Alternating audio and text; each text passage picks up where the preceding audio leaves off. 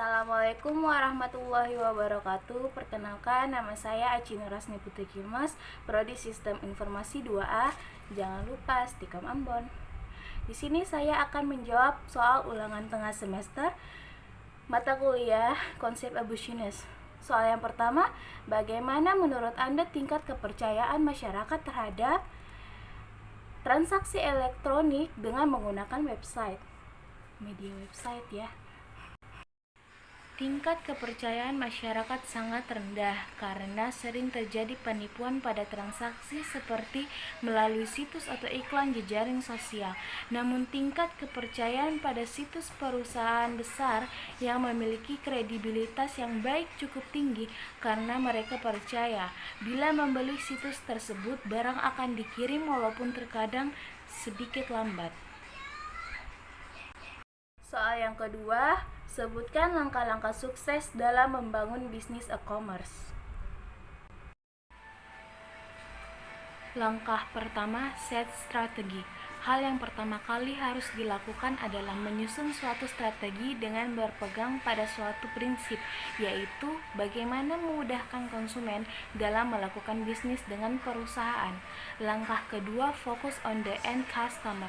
Pada tahap ini adalah penting bagi perusahaan untuk mengkaji dan mendefinisikan siapa sebenarnya konsumen langsung atau end customer dari produk atau jasa yang ditawarkan. Langkah ketiga, redesigning customer focused business process. Proses perancangan ulang adalah dengan memulainya dari aktivitas terluar, yaitu yang menghubungkan perusahaan dengan konsumennya, atau customer focused business process, dengan selalu beranggapan bahwa customer is a king atau pelanggan adalah raja. Langkah keempat, wire company for profit. Setelah proses bisnis selesai dirancang ulang untuk menyesuaikan dengan karakteristik bertransaksi di dunia maya, langkah selanjutnya adalah mempersiapkan infrastruktur perusahaan untuk memungkinkan terjadinya mekanisme bisnis yang diinginkan. Langkah kelima, foster customer loyalty. Langkah yang terakhir adalah berusaha untuk membuat konsumen loyal terhadap perusahaan e-commerce yang ada. Hanya karena dengan loyalty mereka segala pada profitabilitas usaha dapat tercapai. Yang ketiga, sebutkan macam-macam model bisnis e-commerce dan berikan contoh masing-masing model tersebut. B2B atau business to business merupakan model perusahaan yang menjual barang atau jasa pada perusahaan-perusahaan lain. Model B2B ini menawarkan penjualan atau pembelian dalam bentuk maya tetapi oleh satu perusahaan pada perusahaan lain saja. Model B2B ini tidak terbuka untuk banyak perusahaan agar dapat diikut. B2C atau Business to Consumer merupakan model perusahaan yang menjual barang atau jasa pada publik atau pasar. Contoh dari B2C ini yaitu www.amazon.com, di mana perusahaan ini menjual buku yang mempunyai koleksi tidak kurang dari 4,5 juta judul buku.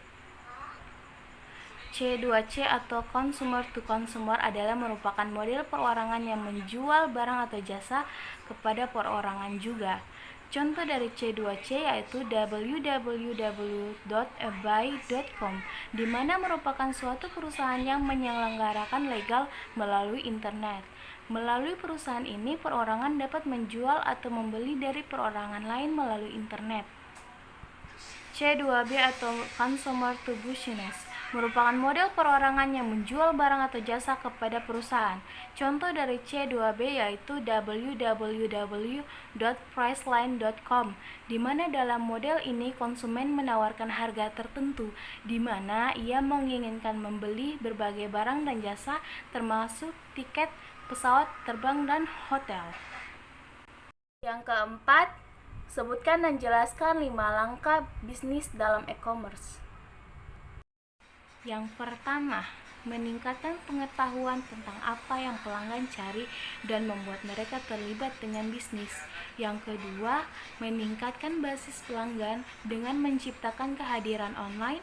Kampanye pemasaran dapat menjangkau populasi orang-orang yang tidak pernah bisa dicapai melalui iklan lokal. Anda sekarang memiliki kesempatan untuk mengembangkan basis pelanggan hanya dengan menciptakan dan memelihara kehadiran online. Yang ketiga, visibilitas. Membiarkan pelanggan dan pengikut tahu apa yang sedang bisnis lakukan. Ketika bisnis melakukan hal-hal besar, pelanggan atau pengikut Anda mungkin akan berbagi tentang hal tersebut dengan teman dan keluarga mereka yang mungkin juga akan tertarik dengan apa yang bisnis tawarkan. Yang keempat, konten. Media sosial memungkinkan Anda mengiklankan tawaran spesial pada pelanggan dan meningkatkan jangkauan promosi khusus. Anda juga dapat menggunakan konten online untuk membiarkan publik tahu lebih banyak tentang bisnis. Yang kelima, menciptakan hubungan dengan calon pelanggan. Ini dapat meningkatkan basis pelanggan dan loyalty merek. Dengan menambahkan konten baru secara konsisten di media sosial akan menarik lebih banyak pengunjung ke situs. Yang keenam, target. Anda memasang iklan di Facebook, Anda dapat memilih kriteria yang sangat spesifik. Yang kelima, jelaskan menurut Anda kesalahan utama dalam memulai bisnis e-commerce. Field of Dreams. Apa itu? Sindrom yang dimaksud dengan Sindrom Field of Dreams adalah keyakinan para pendiri dan pengolah situs bahwa jika sebuah model bisnis e-commerce tertentu diperkenalkan, maka pelanggan akan datang dengan sendirinya atau otomatis karena daya tarik produk atau servis yang ada.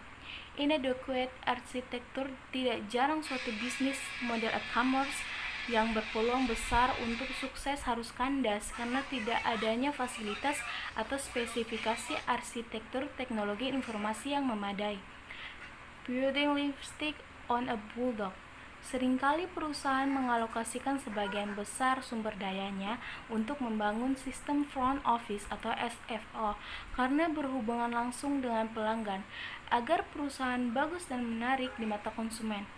Karena terlalu memfokuskan diri pada SFO, terkadang perusahaan lupa untuk membangun sistem administratifnya atau sistem back office atau SBO.